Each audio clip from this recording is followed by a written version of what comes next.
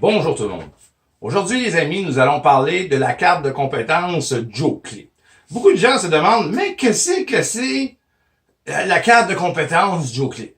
Les amis, c'est une carte de compétences qui a été créée intelligemment. That's it. Hein? Une carte de compétences qui amène la polyvalence, qui amène la réelle compétence aux travailleurs, qui amène la liberté à l'entrepreneur et aux travailleurs, qui amène le vrai salaire à la vraie compétence que le gars mérite, qui diminue les postes syndicaux et les systèmes administratifs au Québec, qui diminue les contraventions stupides avec la loi R20 envers les travailleurs et les entrepreneurs. On appelle ça la carte de compétences Joe-Clé. Les amis, aujourd'hui, on a divisé la construction en 6 métiers principaux. C'est pas vrai que tu vas me dire à Joe-Clé qu'il y a 26 métiers dans la construction. Hein? On a créé ça, selon moi, pour créer des zones grises. Hein? L'autre n'a pas le droit de toucher la pelle, l'autre n'a pas le droit de toucher à tuer le que là, l'étiquette, c'est une mine à étiquette. Bon. Menuisier, tu as une quinzaine de spécialités. Électricien, tu as une coupe aussi. On pourrait mettre des plombiers, ferblantiers, mécaniciens, l'ascenseur, mécanicien, véhicules lourds, etc. Opérateur de grues, de trocs, de 10 roues, de pépines. Tu mets ça en 6 métiers principaux. OK? Tu lui fais faire un cours de base, quitte à le faire plus long, OK? Qui va couvrir un peu tous les métiers. Déjà, menuisiers, ils font déjà presque tout dans leur cours, OK? Même chose avec électricien, même chose avec plombier, ferblantier, opérateur. Cours de base, right? Pour une spécialité, tu peux aller suivre un petit cours pour te rafraîchir.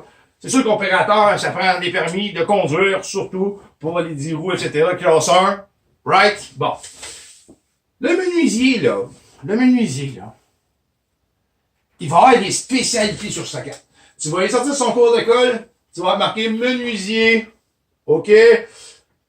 Première année, deuxième année, troisième année, il faudrait que ça soit écrit par l'entrepreneur ou un travailleur qui est compétent, qui a été accrédité, non par une carte de compagnon, mais par ses pairs. Hein? Par ses pairs, comme ça, on va monter une dignité de travailleur, de professionnel. Hein? Et non par un système administratif qui vont faire passer un examen théorique, qui vont dire, OK, 35 pièces de l'heure. Non! Par ses pairs.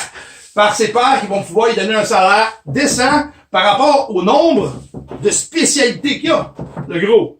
OK? Mettons, là, que lui, là, il a commencé dans le couvreur. Hein? Bon. Il a fini, il est professionnel dans le couvreur. Bon, il fait pas signer son papier. Tiens. Fais-moi signer ça par un professionnel, par ses pairs.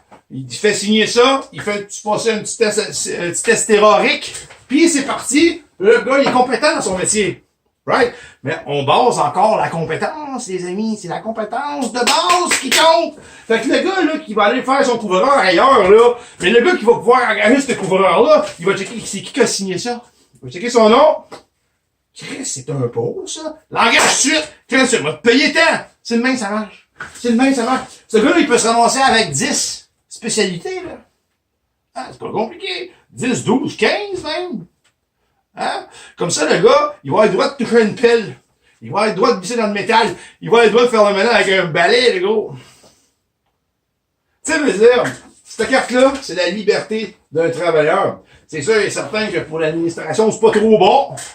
Mais pour l'entrepreneur et le travailleur, c'est la carte parfaite. Menuisier, spécialité, nombre de spécialités, nombre d'années, that's it. Joe-Clé.